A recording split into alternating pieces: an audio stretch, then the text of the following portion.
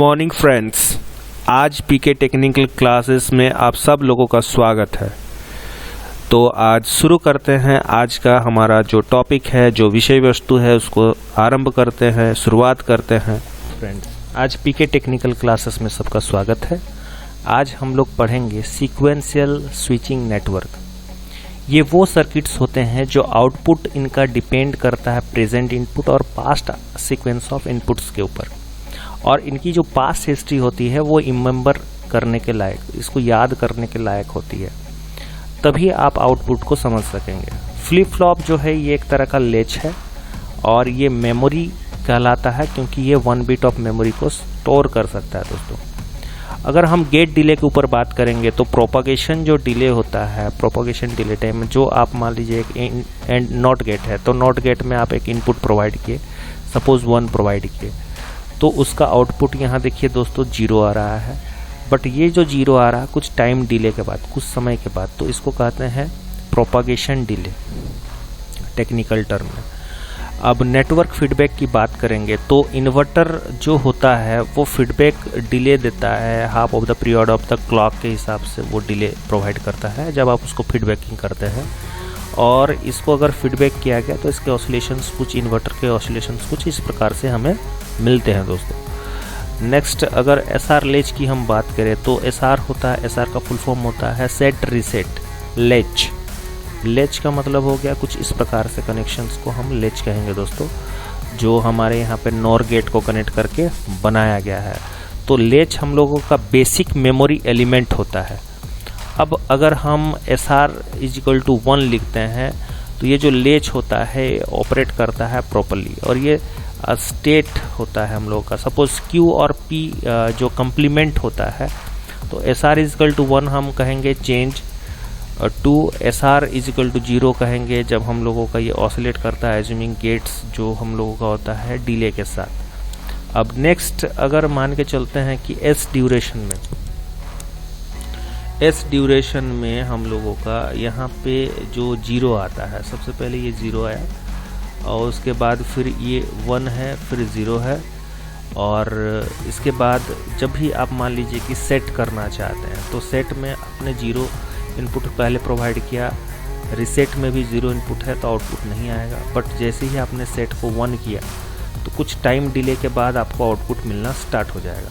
फिर आपने क्या किया कि आपने सेट में 0 कर दिया तो ये हमारा बल्ब जलता रहेगा। कुछ एक टाइम के बाद जब आप रिसेट को क्लिक करेंगे तो ये हम लोगों का बल्ब कुछ टाइम डिले के बाद ये बंद हो जाएगा। तो ये हम लोगों का SR लेच का बिहेवियर होता है, जिसे हम DSCH जो हमारा प्लेटफॉर्म है उसे भी परफॉर्म करके आपको दिखाते हैं दोस्तों। तो अगर प्रेजेंट स्टेट की हम बात करें तो ये state of output at the time of input signals पे ये प्रोवाइड करता है। जो नेक्स्ट स्टेट होते हैं जो आउटपुट के after the latch get react to the input signal, उसके बाद ही ये दिखलाता है दोस्तों। यहाँ पे हम लोग टेबल बना चुके हैं, तो ये टेबल पे आप देख सकते हो कि किस प्रकार SR लेच जो है बिहेव करता है दोस्तों। तो ये हमारे कुछ इनपुट्स हैं, तो इनपुट्स के present state, current state input, और इसके नेक्स्ट स्टेट आउटपुट पे ये हम लोगों का बनाया हुआ है। तो KMAP को अगर हम लिखने जाएंगे तो KMAP किस प्रकार से होता है, KMAP हमारा कुछ इस प्रकार से होता है दोस्तों, इसको आप देख के समझ सकते हो। और जो बाउंसिंग सर्किट है उसमें हम लोगों का सेट रीसेट जो फ्लिप फ्लॉप होता है वो इस प्रकार से काम करता है दोस्तों। अब चलिए दोस्तों, इसको हम लोग अब DSCH के प्लेटफॉर्म पे जाते हैं और वहाँ पे हम लोग इसे समझते हैं सीक्वेंशियल लॉजिक सर्किट को। तो सपोज हमने क्या किया कि एक नॉट गेट लिया है, NAND गेट लिया है, सॉरी दोस्तों। तो इस NAND गेट में जब हम इनपुट प्रोवाइड कर रहे हैं और इसे हम एक बल्ब से आउटपुट भी प्रोवाइड कर रहे हैं, और इसे हमने यहाँ पे अब फीडबैक पाथ भी दे दिया, हम इसे फीडबैक पाथ दे देते हैं दोस्तों कुछ इस प्रकार से, और इसे हम कनेक्ट कर देते हैं कुछ ऐसे। कुछ इस प्रकार से दोस्तों हम इसे कनेक्ट कर देते हैं।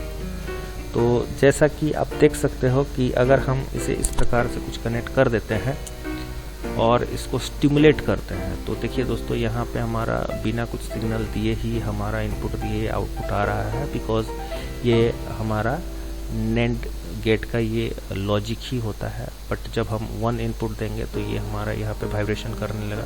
अब जब हम इसे बंद किए फिर से यहाँ पे आने लगा आउटपुट। और इसकी टाइमिंग डायग्राम को आप ऐसे करके स्टडी कर सकते हो। ये हमारा टाइमिंग डायग्राम आउटपुट है।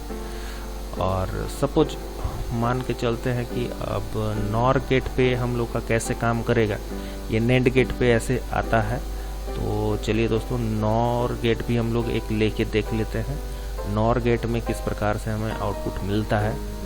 तो दोस्तों, यहाँ पे जब हम लोगों ने LED लिया और इसे फीडबैक पाथ के साथ हम इसे अब ज्वाइन कर देंगे दोस्तों। जैसे पहले वाले को हम लोगों ने वायरिंग की थी और इस सेकेंड वाले को भी हम लोग वैसे ही वायरिंग करेंगे दोस्तों। तो जैसे हम लोगों ने इसके वायरिंग कर दिया दोस्तों, आप देख सकते हैं। तो अब हम इसे स्टिमुलेट करवा रहे हैं। तो स्टिमुलेट करवाने के बाद आप देख सकते हैं दोस्तों कि ये हम जब भी इनपुट 1 प्रोवाइड कर रहे हैं तो यहाँ पे आउटपुट नहीं आया।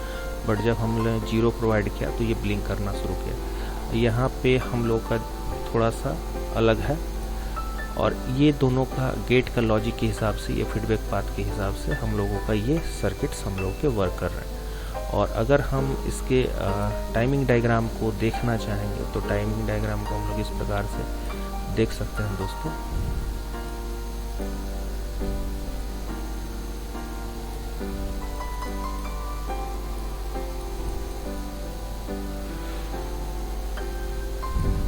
अगर वेरीलॉग फाइल में हम जाएंगे तो वेरीलॉग फाइल में जाकर हम देख सकते हैं इसके Verilog outputs according to the inputs. अब दोस्तों, हमें लॉजिक गेट तो हम लोगों ने देखा, सीक्वेंशियल लॉजिक गेट्स हम लोग किस प्रकार से काम करते हैं। अब हमें जो फ्लिप फ्लॉप होता है, जो हमारा एक्चुअल RS लैच होता है, तो लैच पे हम लोग इसको बना के देखते हैं दोस्तों कि किस प्रकार से लैच काम करता है। तो सबसे पहले देखिए, NOR गेट हमने लिया और दूसरा NOR गेट लेके फिर वहाँ पे भी हम लोगों ने इनपुट इस प्रकार से जोड़ा और इसे हम लोग वायरिंग करते हैं थोड़ा सा दोस्तों, कुछ इस प्रकार से। इस प्रकार से हमने वायर को आगे बढ़ाया थोड़ा सा और यहाँ पे आउटपुट हम इसके साथ जोड़ देते हैं दोस्तों, कुछ ऐसे। और इसकी अब वायरिंग जो है हम लोग इस प्रकार से बनाएंगे।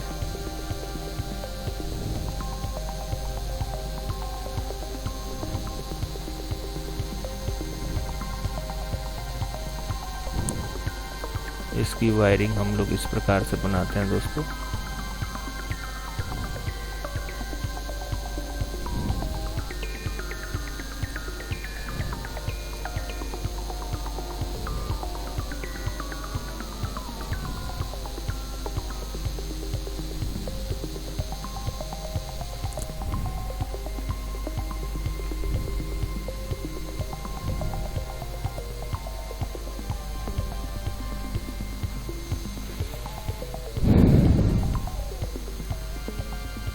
इसकी वायरिंग कुछ हम लोग इस प्रकार से बनाएंगे दोस्तों।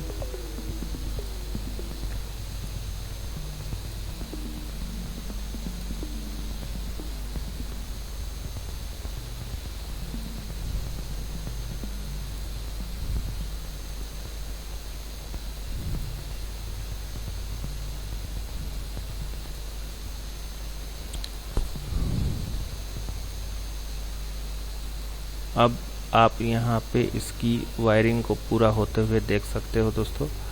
तो यहाँ पे अब अगर हम इसे स्टिमुलेशन कर देंगे तो स्टिमुलेशन करने के बाद फिर हम लोगों का यहाँ पे कोई आउटपुट वैसा आया नहीं।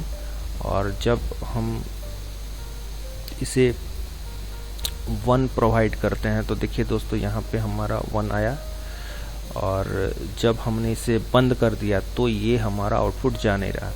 अब इसकी आउटपुट को हमें बंद करने के लिए इसे हमें रीसेट करना पड़ेगा। तो हम इसे जैसे ही क्लिक करेंगे तो ये बंद हो जाएगा और ये बल्ब हमारा जलना चाहिए अकॉर्डिंग टू द लॉजिक। वैसे ही जला दोस्तों जैसे आप देख रहे हो। और फिर जब हम दोनों को प्रोवाइड करेंगे सप्लाई, यहाँ पे भी और यहाँ पे भी इनपुट 3 में और इनपुट 4 में सप्लाई प्रोवाइड करेंगे, तो ये दोनों बल्ब मेरे बंद हो जाने चाहिए। देखिए दोस्तों ये बंद हो चुका है। तो ये हमारा लॉजिक यहाँ पे काम कर रहा है, flip flop RS flip flop की ये लॉजिक काम कर रहे हैं दोस्तों। तो नेक्स्ट चलिए दोस्तों हम लोग का जो टाइमिंग डायग्राम है उसे हम देख लेते हैं। तो इस प्रकार से ये टाइमिंग डायग्राम हमारा आया है दोस्तों। इसको आप प्लॉट कर लीजिएगा फ्रेंड्स। नेक्स्ट अगर हम इसके वेरीलॉग फाइल पे जाएंगे तो वेरीलॉग के फाइल पे जाने के बाद हमें इनपुट्स आउटपुट्स और इसकी वायरिंग के साथ हमें स्टिमुलेशन मिल रहा है। नेक्स्ट जब हम चाहते हैं कि इसे क्लॉकिंग करें, क्योंकि एक फ्लिप फ्लॉप बिना क्लॉकिंग के अधूरा ही माना जाएगा। बिकॉज जब भी हम सीक्वेंशियल सर्किट पे काम करते हैं तो सारे सीक्वेंशियल जो सर्किट्स होते हैं वो क्लॉक्ड रहने बहुत ज़रूरी होते हैं दोस्तों।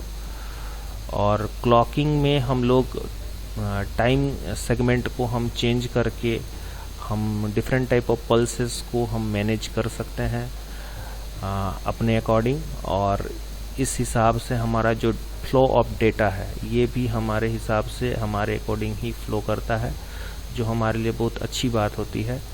और ये दोस्तों हमने यहाँ पे एक क्लॉक कनेक्ट कर दिया। अब हम क्लॉक पे डबल क्लिक करते हैं तो डबल क्लिक क्लॉक पे करने के बाद हम लोग इसको, जैसे हमारा स्ट्रे एट 0 नैनोसेकंड है तो इसे हम आर्बिट्रेरीली 50 नैनोसेकंड के लिए चेंज कर देते हैं। और स्ट्रे एट 1 को सपोज हमने यहाँ पे 100 कर दिया। तो अब देखते हैं दोस्तों ये हम लोगों का कैसे काम करता है। स्टिमुलेट करेंगे तो स्टिमुलेट करने के बाद आप देख सकते हो इसकी जो आउटपुट्स आ रही है कुछ इस प्रकार से आ रही है। टाइमिंग डायग्राम पे कुछ इस प्रकार से आया। और अगर मान लेते हैं कि ये इसे हम क्या करते हैं कि यहाँ पे हम क्लिक किए तो इसकी क्लॉकिंग पे हम लोगों का कोई फ़र्क नहीं पड़ रहा, आउटपुट्स पे वैसे कोई फ़र्क नहीं पड़ रहा दोस्तों। बट जैसे ही हम यहाँ पे क्लिक करेंगे ये दोनों बल्ब मेरे बंद होने चाहिए, तो ये बंद हो गया। दैट मीन्स इस प्रॉपरली हम लोगों का जो वर्क होना चाहिए उस रिगार्डिंग हम लोग का RS फ्लिप फ्लॉप के रिगार्डिंग ये वर्क कर रहा है दोस्तों।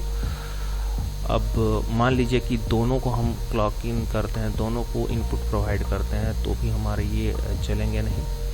और जैसे ही हम ये दोनों को हटा देते हैं तो आप देख सकते हो ये ब्लिंकिंग कर रहे हैं। तो इसके हिसाब से हमारा जो आउटपुट आएगा टाइमिंग डायग्राम के हिसाब से कुछ इस प्रकार से आया दोस्तों। और इसका जो वेरीलॉग आउटपुट होता है, वेरीलॉग आउटपुट पे आप चाहोगे तो आपको यहाँ पे इसके अकॉर्डिंग आपको प्रोग्राम मिल जाएगा। तो इसी के साथ हमारा ये RS फ्लिप फ्लॉप का लॉजिक जो है आज वेरीफाई हो गया दोस्तों। Thank you. इसी तरीके से आप लोग वीडियोस को देखते रहिए, चैनल को लाइक शेयर सब्सक्राइब करते रहिए, हमारा मनोबल बढ़ाते रहिए और लाइफ में आगे बढ़ते रहिए, राइज करते रहिए। धन्यवाद।